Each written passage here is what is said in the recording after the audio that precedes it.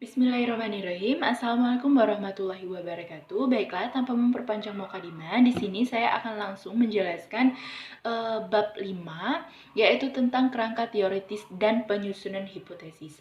Jadi, di bab 5 ini nanti kita akan melakukan 6 topik pembahasan. Yang pertama itu ada kebutuhan akan kerangka teoritis, yang kedua nanti akan ada variabel, yang ketiga ada kerangka teoritis, yang keempat ada penyusunan hipotesis, yang kelima ada pengujian hipotesis dengan penelitian kualitatif.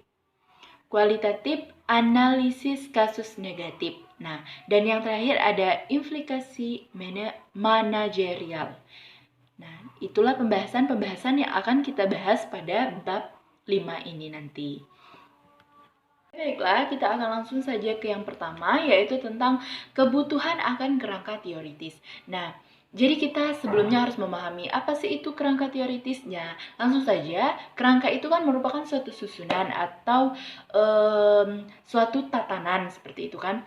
Nah, jadi sedangkan teoritis ini merupakan sebuah bentuk dari buah pikiran dan juga pola pikiran yang dimana kemudian akan mendasarkan pada suatu bentuk dari hal yang dimana semuanya akan berasal dari berbagai macam bentuk, dari teori-teori yang ada sebagian atau sebagai sebuah bentuk dari landasan untuk melakukan sebuah atau sesuatu hal. Ya namanya kita di sini melakukan penelitian. Jadi yang disebut di sini adalah ketika kita melakukan yang namanya sebuah penelitian.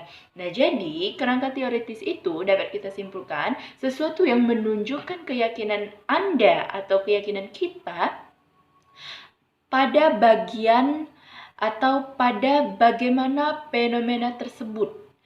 Nah, maksudnya di sini atau variabel atau konsep. Nah, atau variabel atau konsep yang saling terkait satu sama lain. Nah, yang berdasarkan model kan adalah suatu gambaran seperti itu. Dan penjelasan tentang variabel tersebut saling terkait satu sama lain. Yang namanya tadi kita kembalikan kepada teori. Nah, jadi seperti itu. Nah, sedangkan untuk proses membuat kerangka teoritis itu sendiri terbagi menjadi 3. Yang pertama, kita harus memperkenalkan definisi atau pengertian dari konsep atau variabel dalam model yang kita ambil atau model yang Anda ambil dalam rangka Anda melakukan sebuah penelitian terhadap suatu bidang di sebuah entitas atau di sebuah perusahaan seperti itu atau di sebuah organisasi.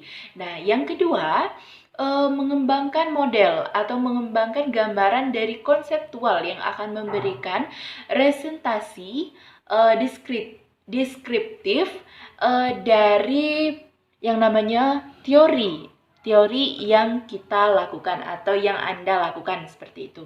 Nah, yang ketiga, menyatakan teori yang memberikan penjelasan untuk hubungan antara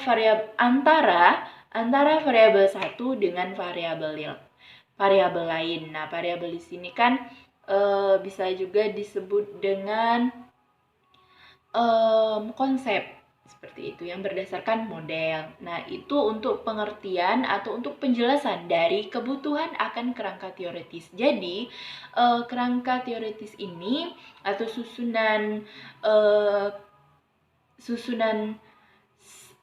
apa sih yang menunjukkan keyakinan kita terhadap fenomena yang akan kita teliti itu sangat dibutuhkan di dalam kita melakukan yang namanya penelitian seperti itu. Nah, langsung saja kita yang kedua, yaitu variabel.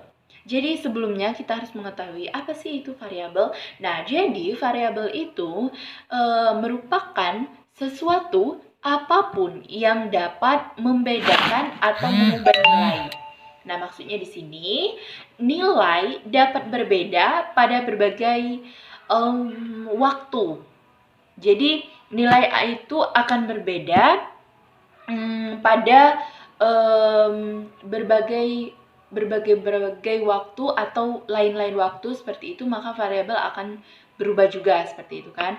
Nah, untuk objek atau orang yang sama, atau pada waktu yang sama untuk objek atau orang yang berbeda. Nah, contoh variabel ini seperti unit, produksi, absensi, dan motivasi. Nah, itu dapat berubah atau variabel ini dapat berubah pada waktu yang berbeda-beda, pada orang yang berbeda, pada situasi yang berbeda.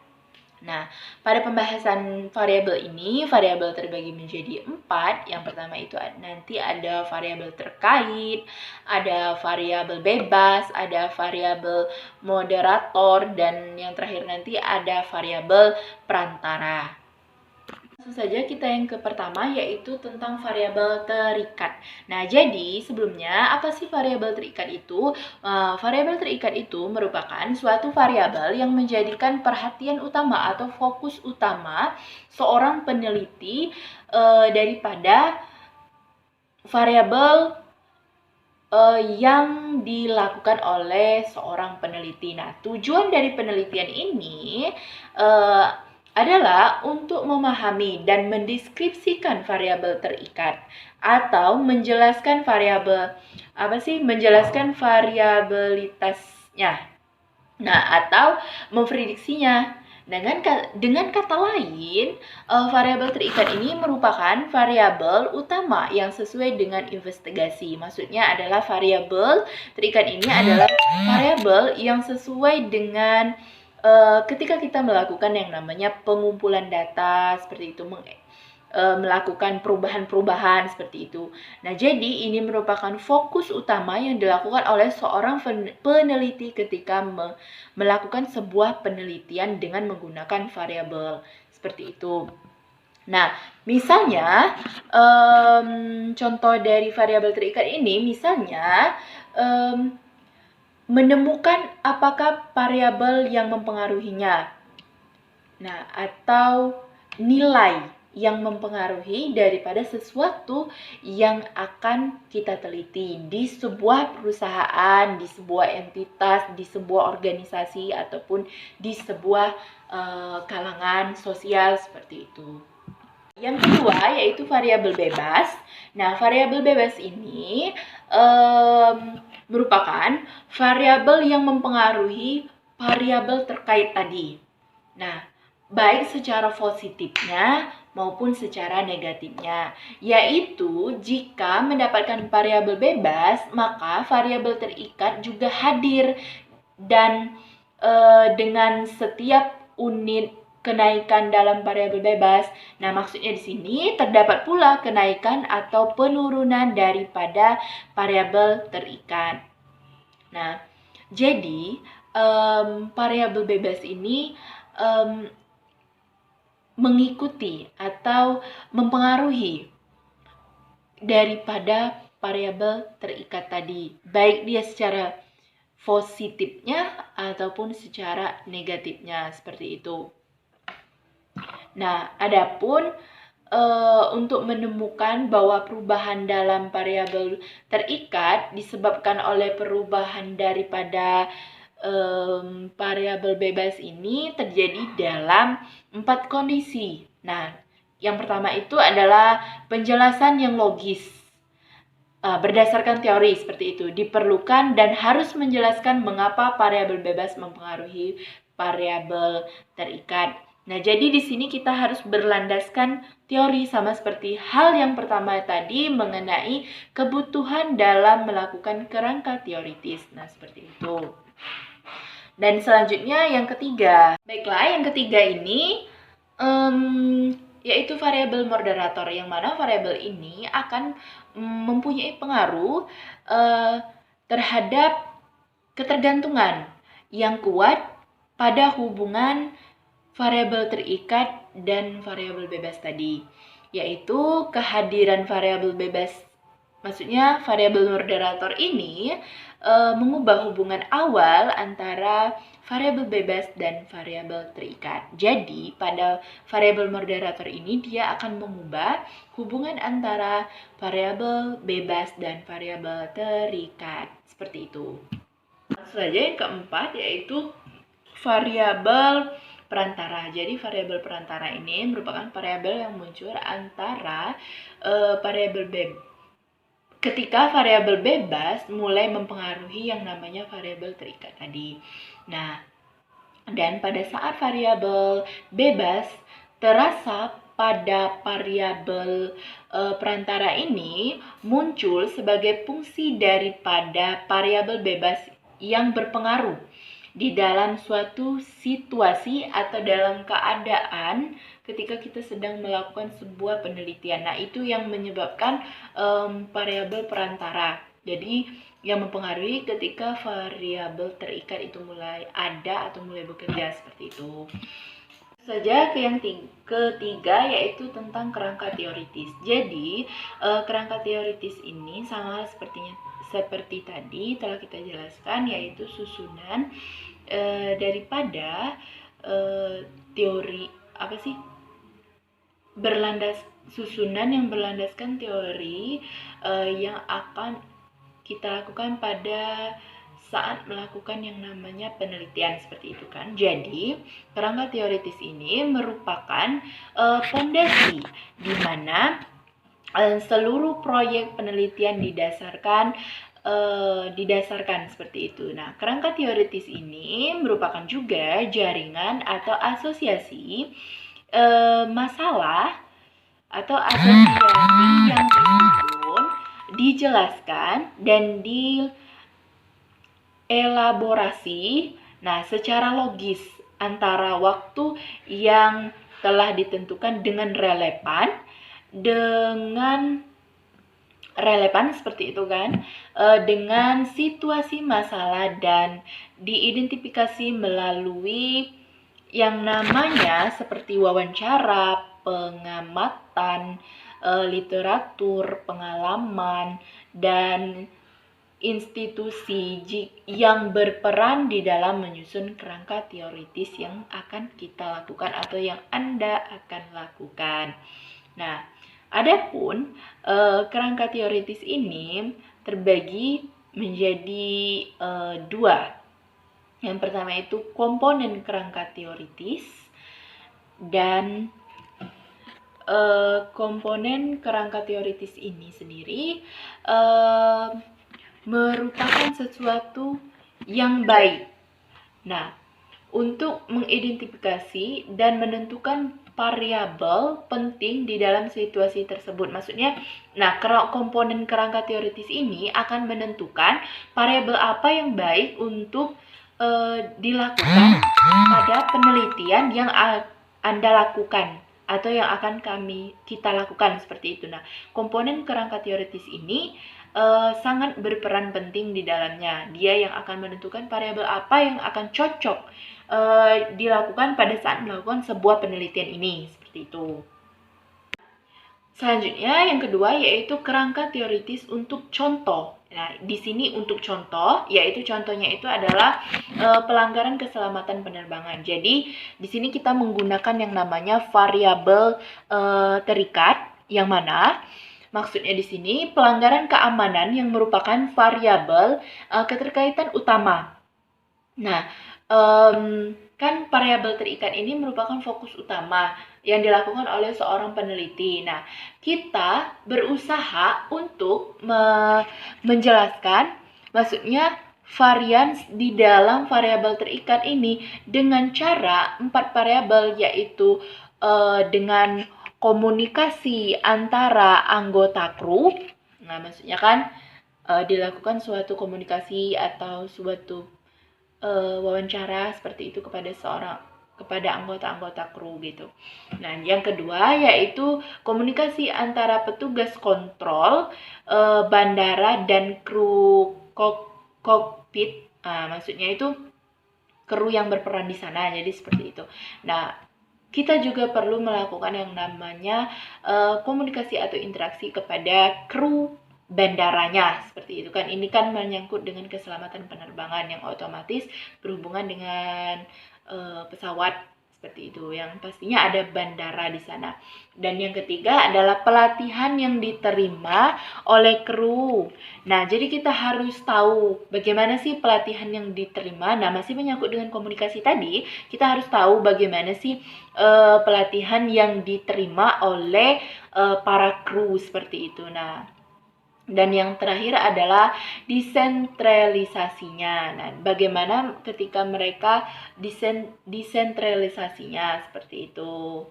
Komunikasi adalah proses menyampaikan informasi dengan pengirim informasi seperti itu atau pewawancara kepada responden seperti itu. Selanjutnya yang keempat, ya ini tentang penyusunan hipotesis. Jadi, penyusunan hipotesis ini merupakan sesuatu yang penting dilakukan untuk melakukan namanya mengidentifikasi variabel.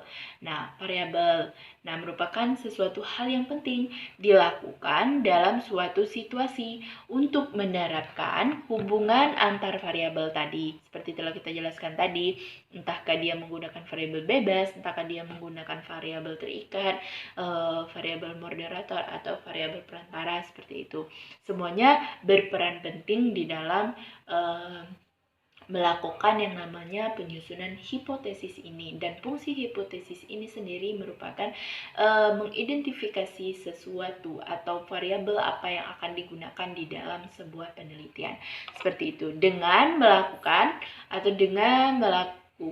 menguji hubungan tersebut antara secara ilmiah atau secara logikanya seperti itu melalui analisis statistik yang dilakukan pada studi kasus seperti itu, yang nantinya akan menghasilkan secara negatif atau secara positif, yaitu dalam melakukan penelitian kualitatif. Seperti itu, kualitatif. Nah, memperoleh informasi yang reliable atau mengenai jenis hubungan yang ada di antara variabel-variabel tersebut. Tadi kan kita panjang lebar tuh menceritakan tentang penyusunan hipotesis, tapi apa sih sebenarnya hipotesis itu? Nah, hipotesis ini merupakan sesuatu atau dapat didefinisikan sebagai pernyataan sementara namun dapat diuji. Pernyataan sementara tetapi dapat diuji atau dapat dibuktikan seperti itu, yang memprediksi apa yang ingin Anda temukan di dalam suatu data empiris yang Anda lakukan. Nah, sesuatu yang menjadi pernyataan sementara namun dia dapat diuji sehingga dia memahami apa sih yang sebenarnya yang Anda ingin ketahui daripada ketika Anda melakukan yang namanya sebuah penelitian ini nanti. Nah, apakah istilahnya itu penelitian ini nanti akan bermanfaat ke depannya seperti itu. Nah, di sini akan ditemukan pada ketika melakukan yang namanya penyusunan hipotesis. Nah, sendirinya lagi, hipotesis sendiri terbagi menjadi tiga, yaitu pernyataan hipotesis, yaitu menggunakan format maksudnya. Yang kedua adalah hipotesis direksional dan non-direksional, dan yang ketiga adalah hipotesis nol atau hipotesis alternatif. Nah, seperti itu. Jadi ada 3 pembagian daripada hipotesis. Nah, pernyataan hipotesis di sini tadi kan format. Nah, jadi pernyataan itu ada lagi, yaitu jika maka. Nah, seperti yang telah kita ketahui tadi, kan hipotesis ini merupakan pernyataan sementara namun dapat diuji. Nah, maksudnya di sini hipotesis juga dapat menguji apakah terdapat perbedaan antara dua kelompok. Nah, seperti itu. Jadi di sini pada pernyataan jika maka ini, maka dia di dalam hipotesis ini dia dapat menguji yang namanya perbedaan antara dua kelompok.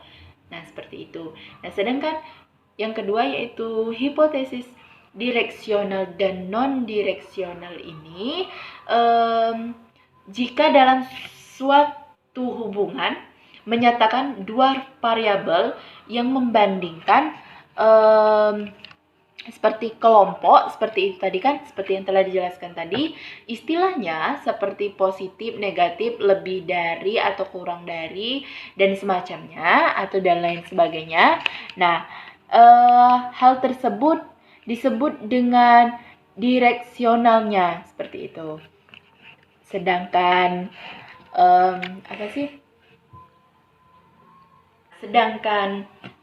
hipotesis non-direksionalnya itu yang memberikan atau yang menjelaskan perbedaan tetapi tidak melakukan yang namanya identifikasi, seperti itu, mengenai arahan atau hubungan antara perbedaan perbedaan di dalam satu kelompok dengan kelompok satunya lagi, seperti itu.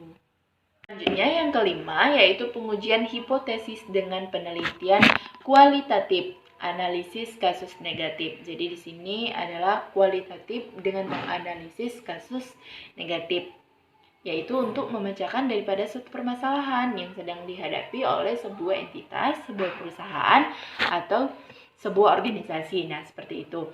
Nah, hipotesis ini juga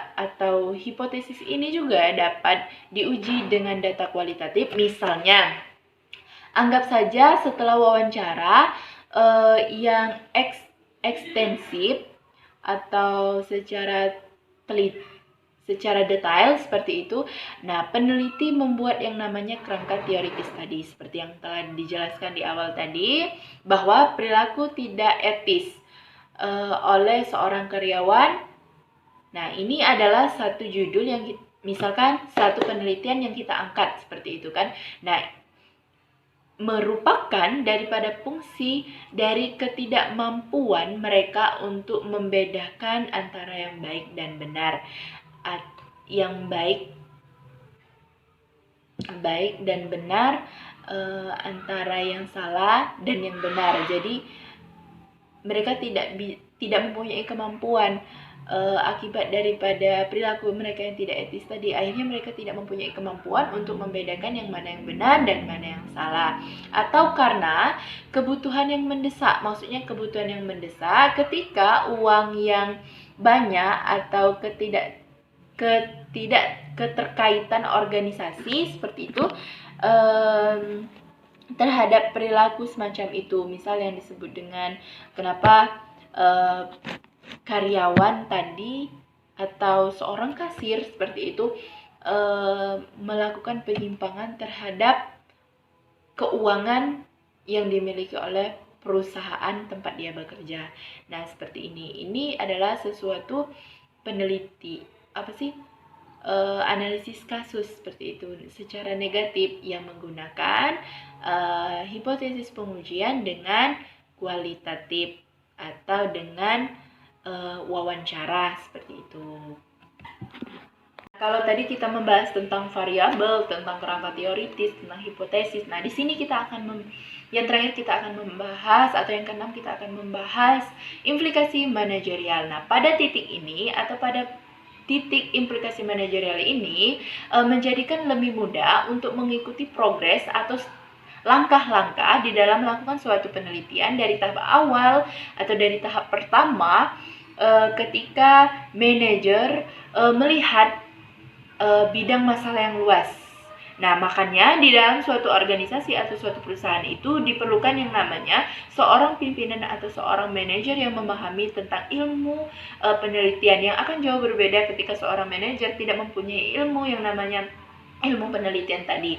Nah, pada saat itu seorang manajer melihat bidang masalah yang luas, pengumpulan data awal atau termasuk tinjauan literaturnya nanti, penyusunan kerangka teoritisnya yang berdasarkan tinjauan literatur, serta dipandu dengan pengalaman daripada seorang manajer ini dari institusi atau suatu pengalaman yang mereka pernah lakukan sebelumnya seperti itu, hingga perumusan masalah yang dapat diuji. Nah, sudah jelas bahwa setelah masalah diidentifikasi, pemahaman yang baik mengenai keempat jenis yang berbeda secara luas tadi, maka manajer terikat bagaimana faktor yang mempengaruhi keadaan tersebut. Jadi di sini yang namanya seorang manajer diperlukan sekali yang namanya ilmu tentang penelitian, yang ketika mana berfungsi ketika mereka bisa melihat masalah yang luas ataupun pengumpulan data yang mereka lakukan, maka akan mudah di dalam namanya melakukan suatu penelitian atau di dalam namanya memecahkan sebuah permasalahan yang sedang mereka hadapi atau sedang perusahaan mereka tersebut hadapi, sehingga mereka akan lebih mudah memecahkan masalah itu dan akan lebih mudah lagi memberikan solusi, sehingga bisa dengan mudah lagi pula mendapatkan keputusan yang tepat. Nah, seperti itu. Nah, mungkin ini saja yang dapat saya sampaikan daripada bab 5 ini. Nah, saya ucapkan terima kasih dan saya mohon maaf pula apabila terdapat banyak kesalahan baik dari segi bahasa dan kepada Allah saya mohon ampun, dan tak lupa pula saya ucapkan terima kasih kepada Ibu yang telah membimbing kami, yang telah mengajari kami, yang telah banyak menumpahkan ilmu kepada kami atau mencucurkan ilmu kepada kami. Semoga apa yang saya presentasikan ini dapat bermanfaat ke depannya. Mungkin itu saja yang dapat saya ucapkan. Billahi fissabil haq, fastabiqul khairat. Wassalamualaikum warahmatullahi wabarakatuh.